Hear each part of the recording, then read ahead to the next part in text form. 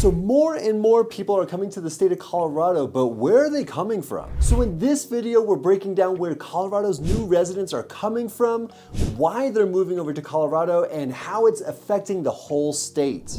And the top 5 states that people move to from Colorado were Texas, California, Florida, Arizona, and Nevada. So here we are with the 2 top states that people left behind and also moved to in 2023, which are Texas and California. But what do the numbers actually mean here, and what has been the biggest change, right? So here we are with a bunch of Texans and Californians both moving from their home states over to Colorado, but then you're also seeing both Texas and California as the top 2 states that Coloradans are moving from Colorado to California and Texas. So after doing a little bit of math here, the top state that people move from to go to Colorado is actually California with 11,364 people. And in second place, the state with the most people coming from that state to Colorado is actually Texas with 6,781 people. And in my research, I'm seeing one state that has a lot more Coloradans going to it rather than residents from this state coming over to the Colorado state, and that's actually Florida. So let's start with Florida. So a lot of people are moving over to the state of Florida rather than Colorado, so we got to figure out why that is the case. So looking at previous stats, in 2022, the biggest demographic that is coming into the Florida area from all over the nation are actually 60 to 69-year-old people.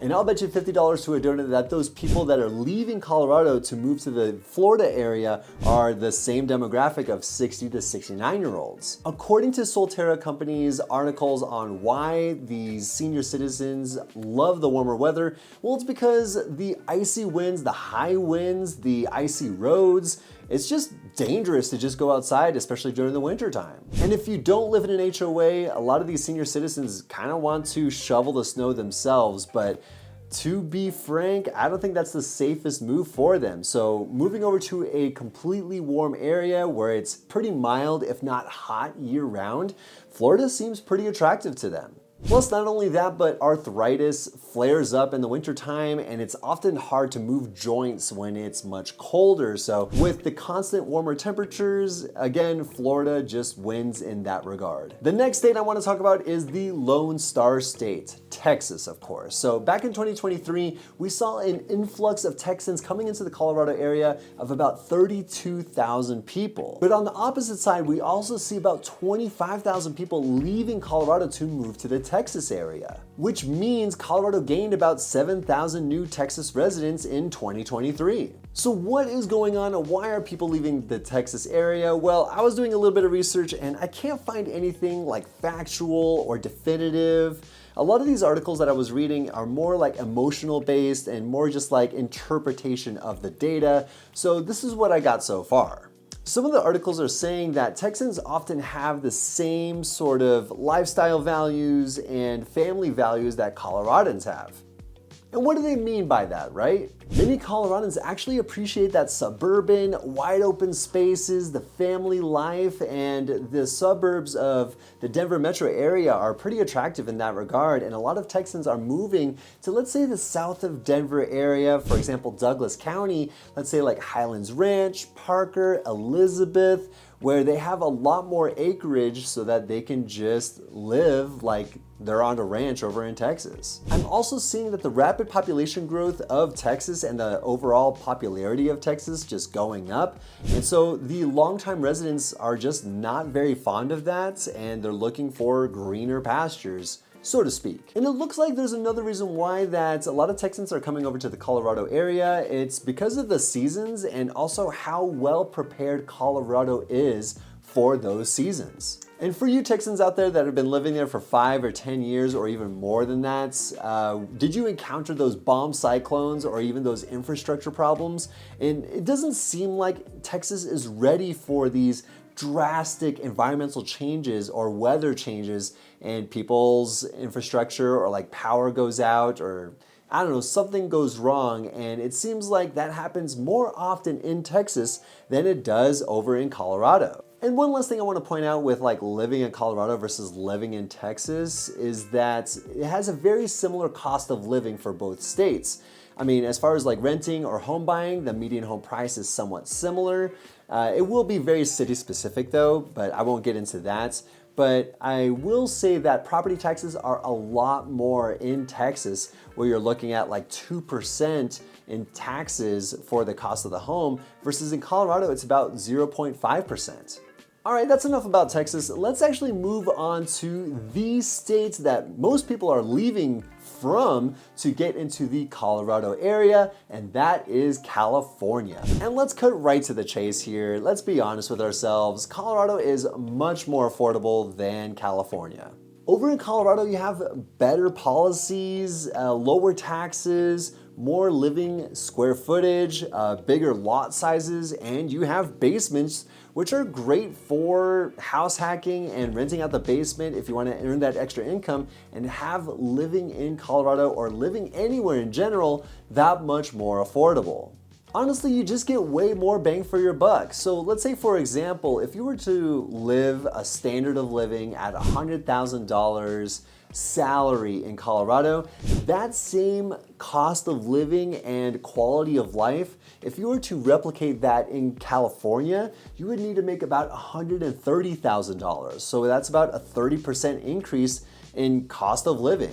And for me personally, I left California because of the cost of living and a number of other reasons, but cost of living was such a huge pressure point. I mean, looking at it, like a 3-bed, 2-bath, 1,300 square foot place over in California will cost about what, $850,000 to $900,000, let's say over in the San Diego area. But that same 3-bed, 2-bath, 1,300 square foot place over in Colorado, or more specifically the Metro Denver area, you're looking at $550,000 to maybe $600,000 depending on where it is in Denver. So as a real estate investor myself, I wanted to keep going with my real estate portfolio, and having that budget move over to the Denver area just means that I can buy so much more and afford so much more, and also just reap the benefits of the population growth, more employers moving here, and honestly, just the quality of life here. There are some similarities between California and Colorado though. I mean, I mentioned this in a couple of my other videos where that laid back,